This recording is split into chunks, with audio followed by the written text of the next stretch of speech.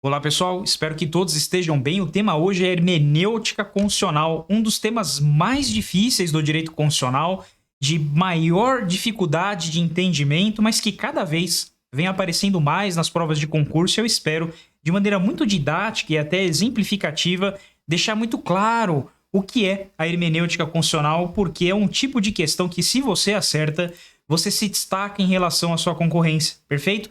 E mais ainda, pessoal, eu vou dividir essa aula em 3 partes. Primeira parte, nós falaremos dos princípios da hermenêutica constitucional, essa parte tranquila, a maioria de vocês tem entendimento sobre isso. Métodos de interpretação, nessa primeira parte também tranquila, o grande problema estará nessa segunda parte, nos métodos modernos ou contemporâneos, aí tópico problemático, hermenêutico concretizador, normativo estruturante. É claro, eu vou formar um PDF dessa aula e vou disponibilizar como se fosse um quadro sinótico aí para vocês. Fenômenos ligados à interpretação, nossa última parte. Perfeito aí? Não é um tema fácil. É um tema, pessoal, que 90% das questões cobra o conceito trazido no livro de Canutilho, e eu já explico o porquê disso. Claramente ele dá um casinho concreto e pede a explicação, a não ser que algum julgado famoso do STF tenha cobrado esse tema. Mas, de maneira muito didática, pessoal, eu posso colocar para vocês o seguinte apontamento. Hermenêutica vem da expressão Hermes, do deus Hermes, responsável pela comunicação entre texto e leitura. Na mitologia seria o entendimento entre homem e deus, né? Então, os deuses e os homens se faziam inteligíveis através do deus Hermes. Então, ele é responsável da linguagem, da interpretação, da comunicação. E aí, trazendo etimologicamente, hermenêutica é a arte da interpretação. Com certeza, você deve se lembrar das primeiras lições de direito, em que se dizia lá naquele livrinho do Carlos Maximiliano, né, de interpretação jurídica, que hermenêutica é a ciência da interpretação. O direito é aplicar, interpretar e aplicar ao caso concreto uma norma abstrata. E é isso que esses métodos fazem, só que aí vem até uma crítica, né? Muitos métodos acabam tendo um grau de imprecisão e abstração muito elevado. Como aplicar, ora, o princípio do efeito integrador, ora da unidade da Constituição? São próximos. Ou normativo estruturante e aquele outro. Então, significa que às vezes os princípios e os métodos, eles são muito próximos. Científico espiritual com método evolutivo e por aí vai. O grande problema aqui, pessoal, são 2. Com o neoconstitucionalismo, aqui é só uma introdução para a gente conseguir chegar no primeiro princípio da hermenêutica constitucional, que é o da unidade da Constituição. E eu espero que você goste, porque eu fiquei muito tempo preparando essa aula aqui. É uma aula que eu já dou há mais de 10 anos, 12 anos, desde que eu comecei na docência, porque era um tema que eu percebia desde então e já caía muito em concurso. E aí, a Alemanha começa a elaborar esses conceitos com o neoconstitucionalismo. Então, a Lei Fundamental Alemã, de 1949, ela traz o que nós chamamos lá de neoconstitucionalismo, fenômeno filosófico pós-positivismo. Perfeito aí? E nesse fenômeno, nós observamos algumas tendências. Fortalecimento da Constituição, que é a supremacia da Constituição, fortalecimento do poder judiciário, fortalecimento dos princípios que agora têm força normativa e, principalmente, máxima efetividade das normas constitucionais. Nesses 4 baluartes, nós podemos afirmar que o grande papel intermediador do neoconstitucionalismo, quer dizer que ele ganha eficiência, foi através da hermenêutica constitucional. Então, podemos afirmar que a hermenêutica constitucional, ela surge junto com o neoconstitucionalismo, ou ganha força com o neoconstitucionalismo. Ficaram-se décadas debatendo o neoconstitucionalismo na Alemanha, até que o professor Canutilho resolve sistematizar isso no livro dele. E a partir de então, isso vem sendo disseminado por todo quanto é país da América Latina, Estados Unidos, e também caindo em concurso, que é o nosso desafio aqui. Então, tá claro, isso surge lá com o neoconstitucionalismo, ganha força com o neoconstitucionalismo, você pode trazer isso numa resposta, se for cobrado, inclusive. Depois, o professor Canutilho sistematiza os métodos e princípios, e aí ele ganha aplicação prática odierna. Até aqui. Tranquilo? Nenhum mistério. Agora o filho chora e a mãe não vê. Vamos começar essas lições aqui. Princípio da unidade da Constituição, pessoal, eu vou trabalhar assim. Eu vou dar o conceito, vou dar uma explicação e um exemplo, para que fique o mais claro possível. Esse princípio prega que a Constituição seja analisada em sua globalidade, ou seja, como um todo e não isoladamente, de modo que se afaste as antinomias, os conceitos aqui eu vou tentar ser o mais fiel às lições de Canotilho, né? As antinomias aparentes. Veja, o que são antinomias aparentes? São contradições que aparentemente existem entre duas normas jurídicas. Bom, o exemplo eu vou falar verbalmente e você anota se você entender que é pertinente. Aqui são vários exemplos que eu vou tentar dar, então posso poluir o quadro sinótico de vocês com coisas paralelas. Eu vou explicar, deixo o conceito bonitinho e depois vocês exemplificam. Em 2000 e bolinha, teve uma discussão sobre rinha de galo e farra do boi. Se você pegar dois dispositivos da Constituição, eles aparentemente, em tese, quer dizer, abstratamente, estariam colidindo um ao outro. Um é o artigo 215, 216, o outro 225, parágrafo 1º, inciso 7º. Rinha de galo e farra do boi, ela chegou a ser proibida pelo STF porque ele falou o seguinte: no caso concreto, vislumbra-se tortura animal, arranca o rabo do boi, machuca o boi, mata a galinha e uma tortura animal, lesão à fauna, viola o meio ambiente. Mas o que o STF se deparou aqui? Ele se deparou, pessoal, com uma colisão de normas constitucionais. E não dá para dizer que um artigo é mais importante que o outro, porque os dois surgem originariamente e nós já sabemos, aqui cabe uma observação, de uma tese de Otto von Bischoff. Tá?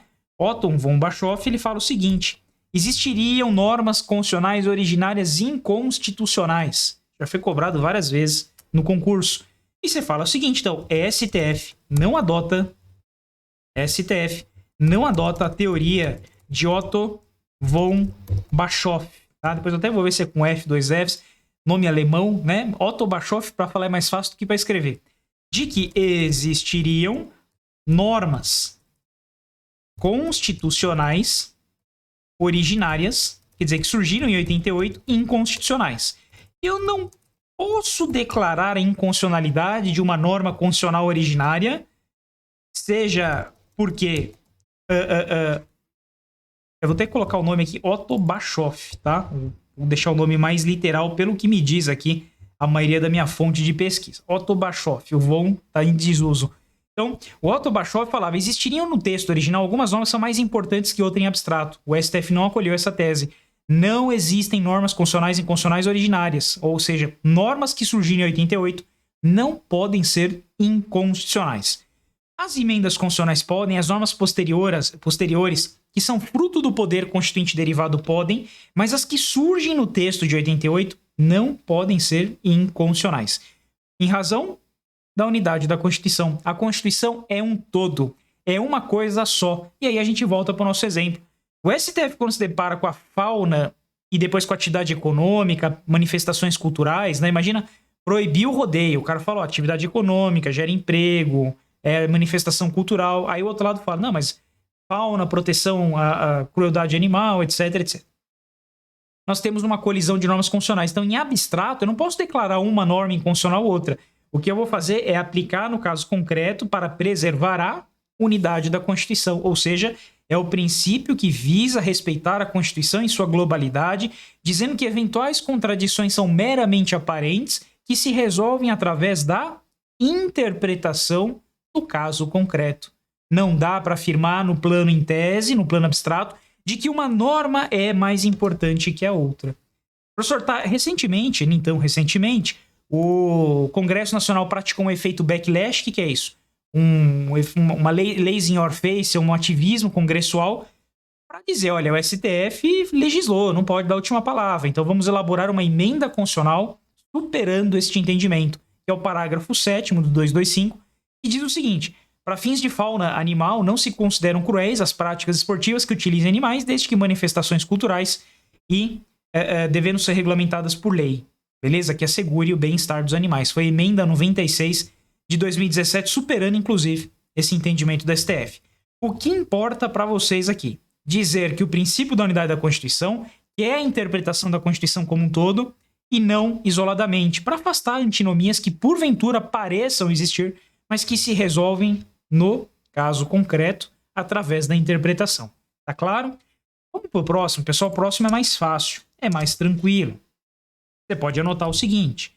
Esse segundo exemplo, o pessoal diz o seguinte: prega que a solução dos conflitos deve buscar sempre a máxima efetividade das normas constitucionais. Tem uma frase de Canutilho que é muito significativa.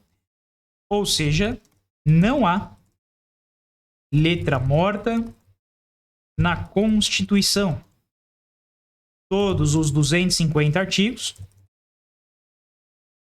da Lei Maior possuem efetividade e devem ser respeitados. Sei que nessa hora você está dando risada, né? Mas na prática. Isso aqui é o dever ser, né, pessoal? Não no mundo do ser. Então, na prática, todos os dispositivos têm efetividade e devem ter máxima aplicação. Beleza aí? Fiquem tranquilos que esse PDF sobe junto com a videoaula. Deve estar abaixo aqui em algum lugar, em materiais de apoio, materiais PDFs, enfim. Ou seja, quando nós nos deparamos com eventual conflito, deve-se procurar a saída que maximize os direitos fundamentais. Principalmente os direitos fundamentais, tá? Dois grandes exemplos. Um que visa a aplicação global da Constituição, mandado de injunção. Ele visa trazer efetividade. Aí você vê lá, o servidor exercerá a greve nos termos definidos em lei específica. Até hoje não existe a lei específica. Violação da força normativa e máxima efetividade das normas constitucionais. Outro exemplo. O STF, quando dispensa o prévio aviso, ele também quer, em dúbio pro omni, maximizar os efeitos dos direitos fundamentais. Eventual colisão, deve-se procurar a saída que traga máxima efetividade às normas constitucionais, já que não existe letra morta no texto constitucional. Tá claro aí? Calma que até agora tá tranquilo. A gente vai piorar isso aí. Vamos lá para o princípio agora da proporcionalidade e da razoabilidade. É claro que há distinção entre os dois. Um é de origem germânica, outro norte-americana. Mas para a interpretação importa saber o seguinte. É o seguinte, ó. Estes princípios tutelam, em uma noção geral, a ideia de justiça, bom senso, prudência, equidade, temperança, proibição dos excessos. Guarda essas palavrinhas que isso aqui pode ajudar vocês a responderem as questões. E o grande exemplo, dois grandes exemplos que eu trago, até cito em aulas, comumente aí em princípios fundamentais, etc., é o seguinte. Proibição de posse em concurso em razão da idade, cujo cargo não exige, né? A natureza do cargo não exige a compleição física, ou não está previsto em lei. Pessoal, é desarrazoado e desproporcional. A gente sabe, hoje até critério de desempate, o mais idoso leva a vaga, porque pressupõe que ele alcançou um platô de realizações na vida, que tem mais experiência de que uma pessoa mais jovem, é melhor para a administração pública. É critério de desempate. Teve um edital de juiz 15 anos atrás que limitou a idade a 45 anos. Poxa, 45? 45 o cara tá na melhor fase da vida, dali em diante, né? Pô, já viveu, já casou, já teve filho. Ele tem muito mais experiência de vida para julgar uma causa do que alguém que tenha 30 anos. Eu tenho 30, vou fazer 33, né? Com certeza essa pessoa viveu mais, ou espera-se que tenha mais experiência. Natural isso. Como é que eu vou limitar a idade para essa pessoa? Vai ter o cargo da PM lá, que limita em 30 anos. Aqui é por causa da compleição física, aeronáutica, a marinha, exército, soldado da PM. Se não tiver esse motivo, a limitação é desarrazoada. E uma pior ainda. Proibir a posse em concurso de alguém que tenha tatuagem. O fato de alguém ter tatuagem ou não, isso cai na minha segunda fase de delegado de São Paulo, tá? E depois foi perguntado na fase oral também, para vários candidatos. O fato de alguém ter a tatuagem ou não é questão estética, não melhora ou piora o desempenho do cargo, a não ser que a tatuagem tenha alusão a violação a valores constitucionais. Tem uma suástica, um palhaço, tem o shake, né? Já viram aquele vídeo do Sargento Cavalcante, lá da Rota, lá? Vai devagar, mostra a tatuagem, filho. Já viram isso aí? Shake! Muito legal, assim. Esse talvez não passaria no concurso, né? Tem a explicação de cada tatuagem e, eventualmente, se você tem uma dúvida, eles podem pedir explicação, claro. Tudo vai ser investigado, porque o mero fato também de ter a tatuagem, sem ter um passado criminal, às vezes pode ser o noia lá, que, enfim. Eu sei porque tem algumas tatuagens que têm significados dúbios, né? Um rapaz fez uma carpa lá pra esquerda que tem lá um determinado significado. Aí ele ficou preocupado. Você tem passagem? Tem algum... estético, né? Não foi... Ele nem sabia o que ele tava fazendo. Essa é a verdade. Tem uma cegueira quase que deliberada aí. E sempre que eu falo de tatuagem, sempre vem um monte de inbox. Professor, tem a tatuagem de uma borboleta. Fiquem tranquilos, tá, pessoal? A tatuagem do mundo criminal é bem conhecida porque ela passa mensagens muito claras, né?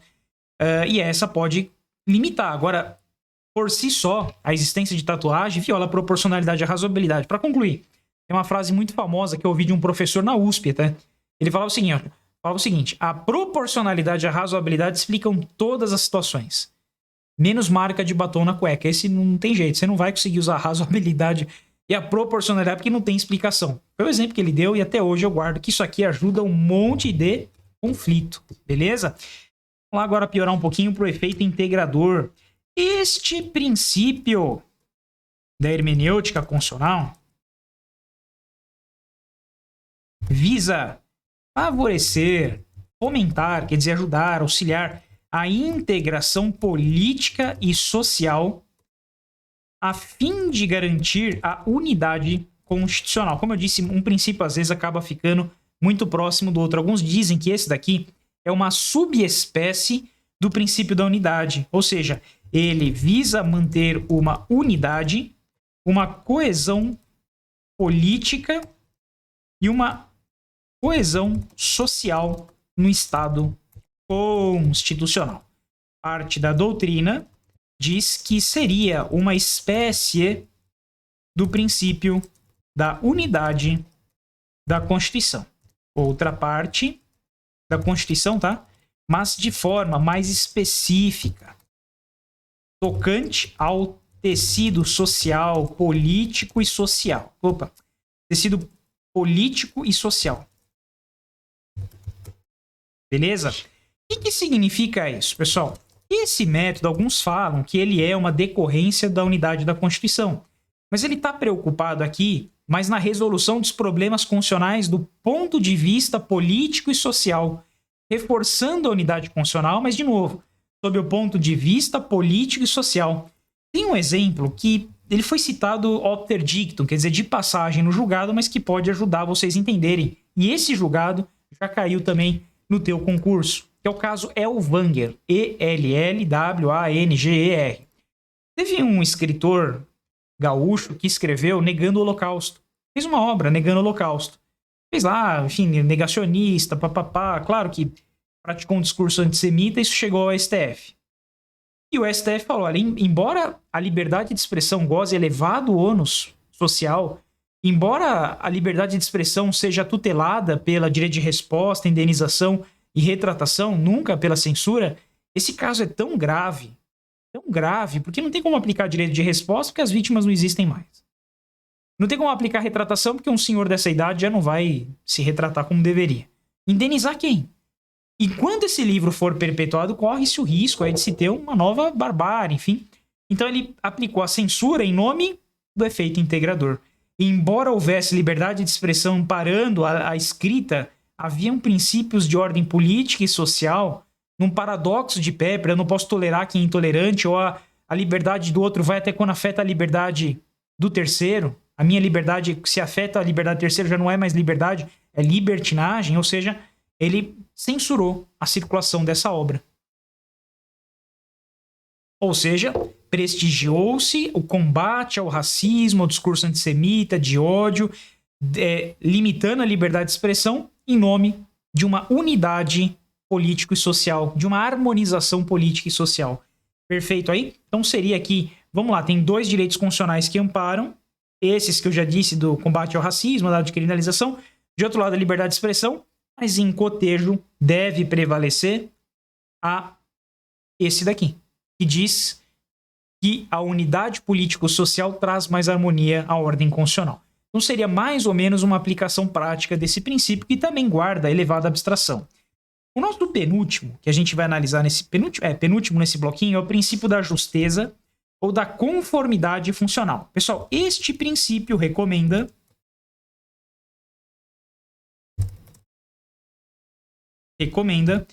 que os julgadores,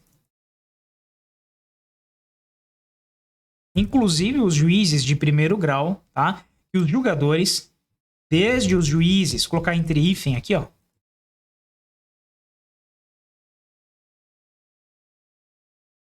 de primeiro grau até o STF, ao julgarem uma demanda, não invertam o esquema de organização funcional da Constituição Federal.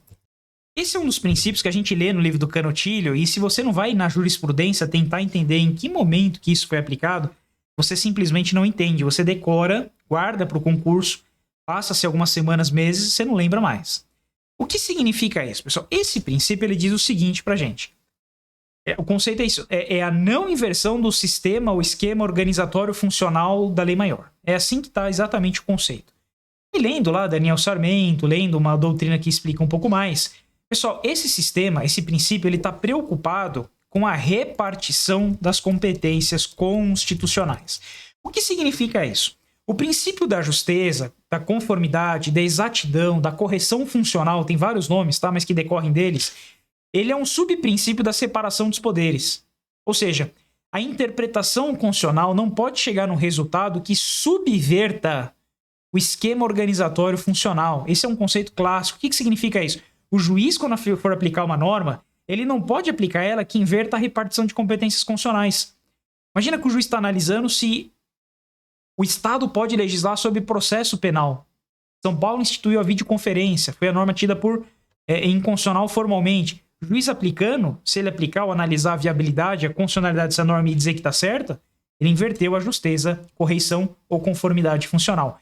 Significa, então, que o juiz, ao aplicar a norma, qualquer que seja o magistrado, não pode inverter o esquema, a separação dos poderes a ponto de subverter, corromper o esquema organizatório funcional estipulado lá pelo Constituinte originário. Não está preocupado aqui com a federação, está preocupado com o sistema organizatório funcional. Tá claro isso para vocês? Acho que agora ficou um pouco mais inteligível.